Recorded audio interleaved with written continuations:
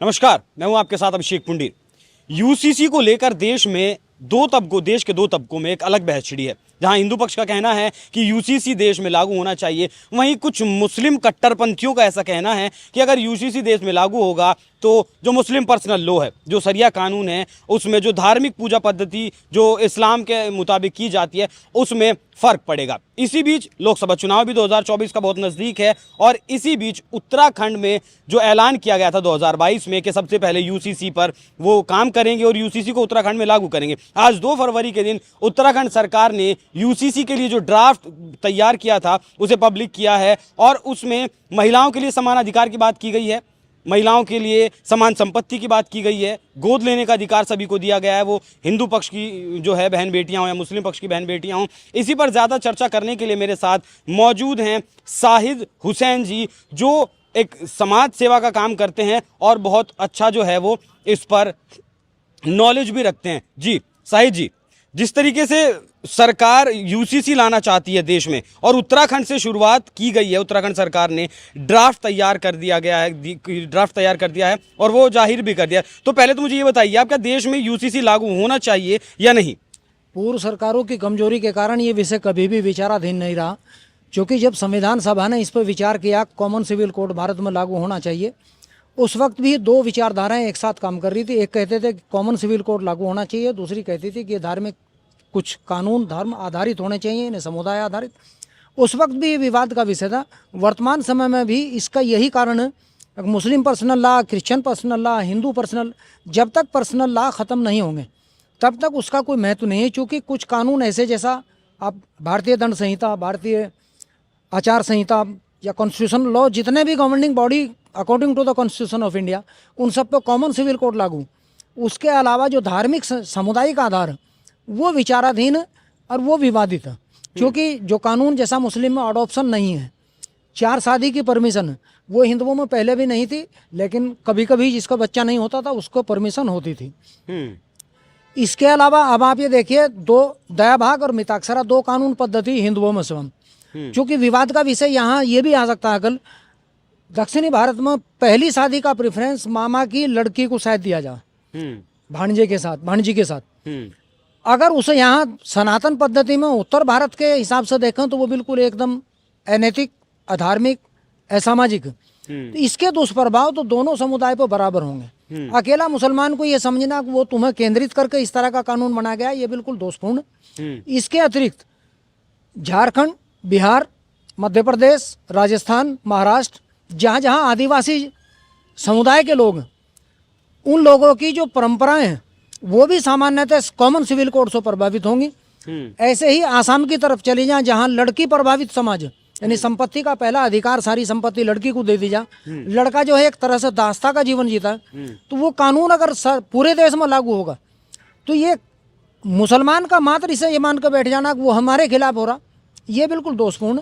क्योंकि तर्क वितर्क की कसौटी पर जब तक कोई कानून विचारण नहीं होगा तब तक किसी भी कानून को किसी के पक्ष या विपक्ष में कहना दोषपूर्ण। अच्छा हुसैन जी, ये बताइए, अगर हिंदुओं की बेटी हो या मुसलमान की बेटी हो, अगर उसकी शादी की उम्र समान कर दी जाती है 21 साल, इसमें तकलीफ क्या है?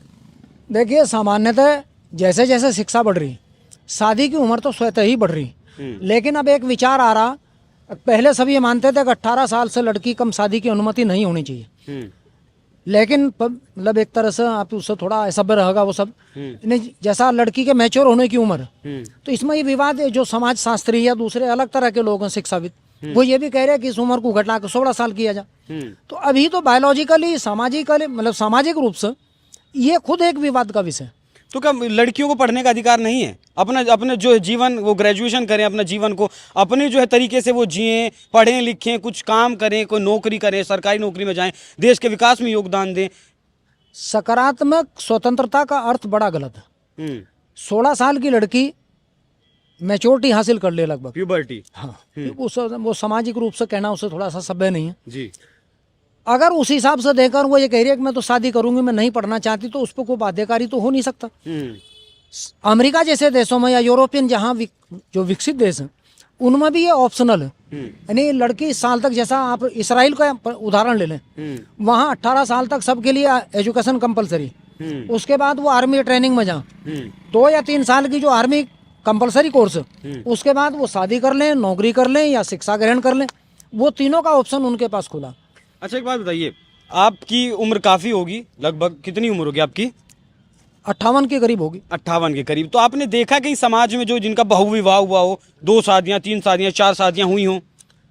ऐसे बहुत सारे उदाहरण हैं जिनकी बच्चा ना होने के कारण दूसरी शादी हुई, जिसकी किसी की तलाक के कारण हुई, ये अनेक नहीं कारण। मतलब एक पत्नी के रहते कोई दूसरी पत्नी ले आया, तीसरी पत्नी ले आया बिना तलाक के। ऐसे केस बहुत कम है, लेकिन उसमें राड रहती है हमेशा। इसलिए ज्यादातर लोग आधुनिक युग में, आज के युग में जब खर्चे बढ़ गए तो अवॉइड ही करते हैं, दूसरी शादी करने की प्रथा बहुत कम। तो फिर जो है कुछ लोग इस चीज का विरोध क्यों करते हैं यूसीसी में? अगर ये पॉइंट है कि बहुविवाह पर रोक लगा दी जाए, बहुविवाह आदमी नहीं कर सकता जब तक पहली बीवी से आप तलाक नहीं लेते या जो है पहली बीवी से अपना संबंध खत्म नहीं करते, उसके बाद आप दूसरी शादी कर लीजिए, इसमें विरोध क्यों? भारत में एक मुसलमान की टेंडेंसी बन गई, हर विचार को वो लेके ये मान के चलता है कि वो इस्लाम विरोधी, जबकि यही कानून पाकिस्तान में स्वीकार्य है। वहाँ वो यानी पॉलीगामी, जल्दी शादी, मतलब 18 साल से कम शादी करना, वहाँ भी कानून बना दिया गया। लेकिन उसके बाद भी पाकिस्तान में कोई धार्मिक आधार, धर्म आधारित कोई विरोध नहीं है। भारत में विरोध है। यही दूसरे जो मुस्लिम देश हैं, विकसित देश है या विकासशील देश, ऐसा थोड़ा ही सारी दुनिया के, अरब, जॉर्डन, सीरिया, लीबिया, मिस्र, ये सारे मूर्ख देश थोड़ा ही इस तरह से वहाँ चाइल्ड मैरिज लगभग बहुत कम है। मैं ज़्यादातर पाश्चात्य देशों में शिक्षा ग्रहण करने जाऊँ, शिक्षा प्राप्त करूँ, ऐसा थोड़ा ही सारे मुस्लिम देश जो इतने संपन्न हो वो सब अनपढ़ हैं। वहाँ इसका विरोध इसलिए नहीं है क्योंकि वहाँ के समाज में स्वीकार्यता है। एक शादी से ज्यादा, यानी अगर मैं कर रहा तो मेरी बहन भी कर रही, मेरा बहनोई भी कर रहा, मेरा फूफा भी कर रहा। जब मेरे इलाज के जो लोग हैं वो एक से ज्यादा निकाह कर रहे हैं तो वहाँ स्वीकार्यता।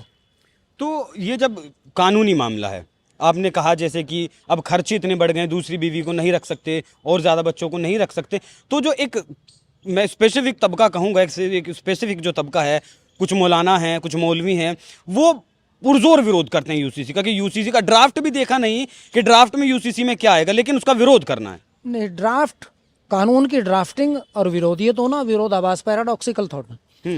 कानून के पढ़ने वाले भारत में जो शिक्षाविद हैं, जो विधानविद हैं, उन पर भी शायद पढ़ना नहीं आता। ये तो अंग्रेजों ने, बहुत सारे लोगों ने लिखा कि इन पर तो अभी ड्राफ्टिंग भी नहीं आती।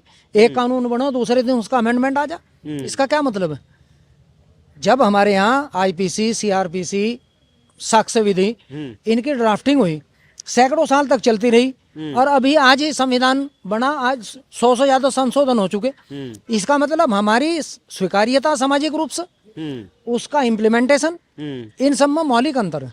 क्योंकि हम दिमागी रूप से पुरुष प्रधान समाज में रह रहे, इसलिए हम स्त्री को, जब 1918 में पहला बिल आया था, right of the women's bill, वो इंग्लैंड में सरकार गिरने जा रही थी, जब उस बिल का नाम चेंज कर दिया right of the daughters bill, यानी लड़कियों के अधिकार, तो वो बिल पास हो गया था। ड्राफ्टिंग किस तरह से की गई, क्या उसकी भाषा, क्या परिभाषा, क्या उसके परिणाम होंगे, ये कानून की उन स्वीकारतों पर निर्भर करता है कि समाज में उसे किस रूप में स्वीकार किया जाएगा। हम अपनी पत्नी के लिए दूसरा कानून चाहते हैं, लड़की के लिए दूसरा। हमारा अपनी पुत्र वधू के लिए दृष्टिकोण अलग, अपनी बेटी के लिए अलग। हम अपनी सास के लिए दृष्टिकोण दूसरी अलग रखें, और जब मेरी लड़की की सास है, जब वो उसे वहाँ घर से निकाल दे तो उसका दृष्टिकोण अलग। तो सामाजिक स्वीकार्यता, जब तक हम कॉमन सिविल कोड की जहाँ बात कर रहे हैं, उसमें ये भी तो लायबिलिटी, हम सभी लोग एक ही समान रूप से मानवीय दृष्टिकोण से देखें।